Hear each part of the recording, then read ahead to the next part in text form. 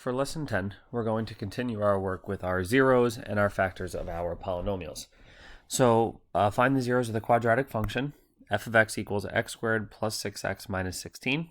So basically what we're doing is we're taking this and we're setting it equal to 0. So I'm going to do this two ways. One, I'm going to review factoring real quick. And then two, we'll do it with our calculator. All right. So for factoring purposes, x squared minus 6x minus 16 equals 0. Remember, we multiply our imaginary 1 by the 16 and we create our boxes. First term top left, last term bottom right. So 1 times negative 16 is negative 16 and adds to negative 6x. So what would those two numbers be? Well, negative 8x, positive 2x. So GCF the top row, you get an x. X times x is x squared. X times negative 8 is negative 8x. X times 2 is 2x. So we get x minus 8 times x plus 2, equals 0. We'll take each of those parentheses and set them equal to 0. So x minus 8 equals 0. X plus 2 equals 0. Plus 8, x equals 8.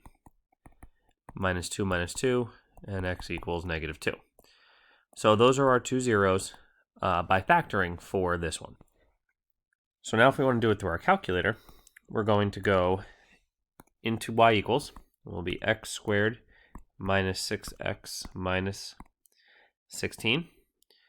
We'll take a look at what our graph looks like. Judging by that piece, it looks like we have two pretty good looking zeros. And I'm just going to quickly screen capture that screen so we can see the two different zeros visually. So as we do that, I'll come back here and shrink that picture so it actually fits here. So there's one, but then again, that's nice, but really the way we want to look for our zeros is we want to look through our table. Okay. Now you can see I can fit everything on my table here. It is possible that you cannot. So if you have one of the older calculators, you probably just have to scroll around for your zeros. Only one of them will fit on the screen at a time. I'm lucky enough that I have the expanded screen, so therefore both of my zeros fit at the same time. All right. So as I shrink this up and drag it over here, we can take a look. Again, what are our two zeros here? So there's negative 2 and 8, and then negative 2 and 8 off the table. All right. So I wanted to review factoring because that's going to be important for today, but also we want to make sure that we're really looking at it from a matter of graphing as well. So we want to write an equation of a quadratic function whose zeros are x equals negative 3 and x equals 4. How many functions are there? Well, the key is if we had x equals negative 3 and x equals 4 as our zeros, if we look back at the opening exercise, well, what happened? Our 0 was a positive 8 because it came from a parenthesis that said x minus 8. Our 0 was x equals negative 2 because that came with a parenthesis that was x plus 2. So if you notice, the sign in your answer is opposite the sign in your parenthesis. So that means if x equals negative 3 was a 0, x plus 3 had to be a factor. And if our answer was x equals 4, then x minus 4 had to be a factor. Okay? So this right here, we'll call it f of x equals. This is what's known as an equation, all right? This is an equation in factored form, okay? Because it's in parentheses, it is known as factored form. But this is how you get it, all right? Again, you take your zeros, and your zeros and your factors have opposite signs. So negative 3 was the answer, so plus 3 went in parentheses. Positive 4 was the answer, so minus 4 went in the parentheses. Now to answer the second part of this question, how many functions are there? And the answer is infinite. Okay, you can put any number in front of the parentheses and have the same zeros, okay? And I'm going to give you an example of what I mean here. This would technically have been an acceptable answer as well. Negative 52 parentheses x plus 3, x minus 4. All right. Now that parabola or that quadratic is going to look different than the original one we have in red, but it's still going to have the same zeros because the parentheses were exactly the same. So you can put any number you want out here in front as long as it's just a number, except for 0. Okay, it can't be 0. And you will still end up with the same boundaries that you had from the very beginning. All right, it still has the same zeros. So the factor zero theorem states that your zeros and factors have opposite signs. Okay, so that's one of the things we're going to work on a lot today. All right, and if you look at example 2, if the following values are zeros of the polynomial function, what must be a factor? So again, I'm going to help you with the first one, and then I'm going to leave you on your own to do the rest. So if x equals positive 2 is the answer, or the 0, that means x minus 2 had to be a factor, okay? Because the parenthesis, which is our factor, and the answer must have opposite signs. So take that idea, pause the video for a second to finish the remaining 5. So if x equals 7 was our answer, x minus 7 was a factor. If x equals negative 3 was the answer, x plus 3 was a factor, then x plus 5. If you get x equals 0, that's kind of like there was a GCF. That just means that x was our factor. We don't put x plus 0, we don't put x minus 0. If the answer is x equals 0, then that means that x was a factor, all right? And then x minus 10 for the last one, all right? So again, the answer and the parentheses have opposite signs. Create a quadratic function written in standard form that has the zeros x, negative 5 and negative 2. So they're basically saying this. X equals negative 5 and x equals negative 2 are our answers. So you should know by now that that means our equation was x plus 5 and x plus 2 because they want our factors and our answers to have opposite signs. Now it wants this in standard form, all right? And just as we talked about before, this is what's called factored form. So if we want standard form, we're going to put those two answers into those two parentheses into boxes. Except now instead of like filling out the middle the way we do when we factor, we're going to fill out the outside and we're going to multiply them. So x times x is x squared, x times 5 is 5x, x times 2 is 2x, and 2 times 5 is 10. If you set everything up correctly, you have your like terms there on the diagonal. So you get f of x equals x squared, 2x plus 5x is 7x, and then plus 10, all right? And that is your answer. And when your quadratic is written like that, that is what is known as standard form, okay?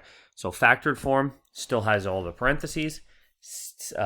That's factored form. And then standard form is written in an x squared x constant type of pattern.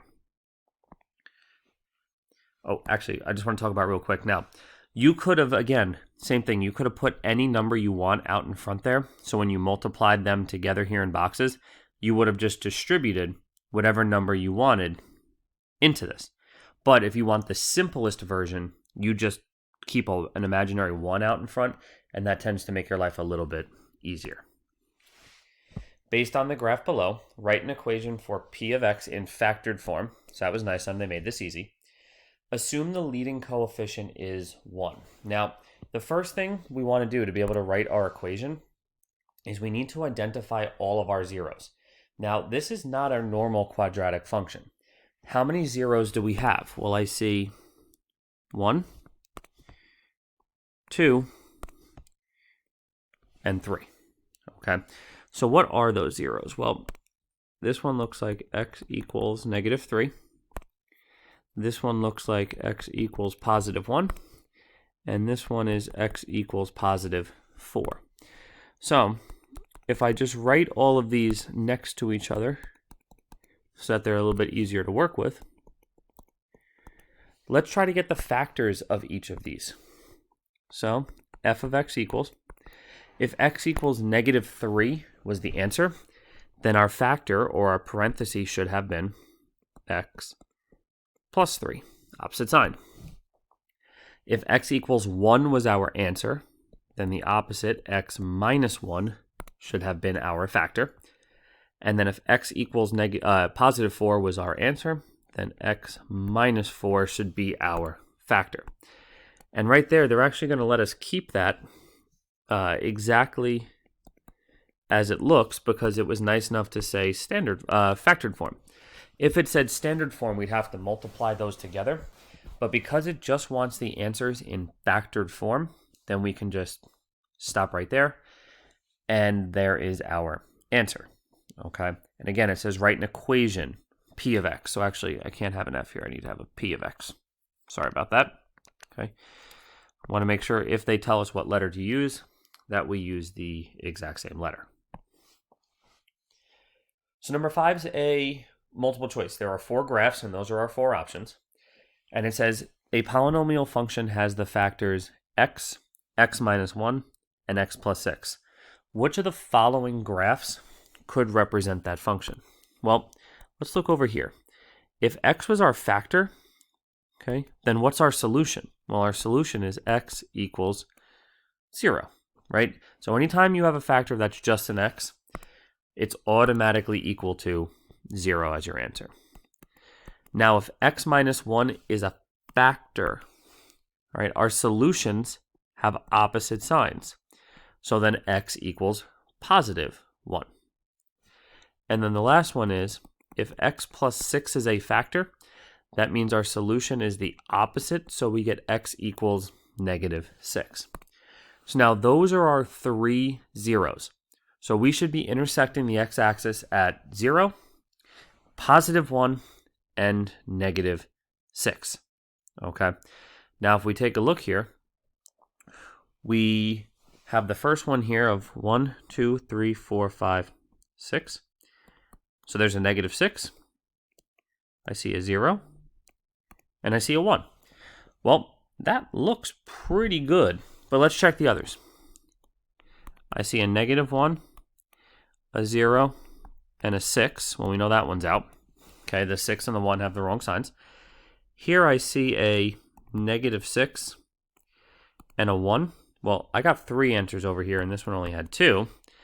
And then if we look at this last one, well, I see a 1, 2, 3, 4, 5. I see a -6. I see a 0. And I see a 1. So how do we know which of these graphs is the right answer? We don't. Both of these could work. Okay? Both of those graphs work. Okay? So you can see this just kind of leads itself a little bit more into the subjectivity of these problems where there are multiple answers when you're not given that much information. So if you're just given those 3 factors, you can come up with a lot of different graphs that would work. Okay, and we found 2 examples right here. So both of those graphs check out and work for those 3 factors. Find the zeros of the polynomial function f of x equals x minus 2 and then x squared minus 10x plus 21. All right, so this parenthesis, the x minus 2, is all set up and ready to go. This one needs to be factored. All right, So we're going to put that in two boxes. First term top left, last term bottom right. So we take our imaginary 1 here, multiply it by the 21. So we need multiply to 21 and add to negative 10. So what multiplies to 21 and adds to negative 10? Well, that would be negative 7x and negative 3x. So GCF the top row, take out an x. X times x is x squared. X times negative 7 is negative 7x. X times negative 3 is negative 3x. And negative 3 times negative 7 is 21. So now what does this look like in factored form? Well, we still have our x minus 2. But now instead of that trinomial, we have the two parentheses we just found. X minus 7 and x minus 3. So if we want to find the zeros, we're going to set each of these three parentheses equal to 0. All right. And as you're starting to figure out, each of these zeros are going to be the opposite sign of what its factor was. So since all of our factors were minus, that means all of our zeros are positives. Okay. So again, your zeros and your factors have opposite signs, and that's something you're going to want to kind of take out of this lesson.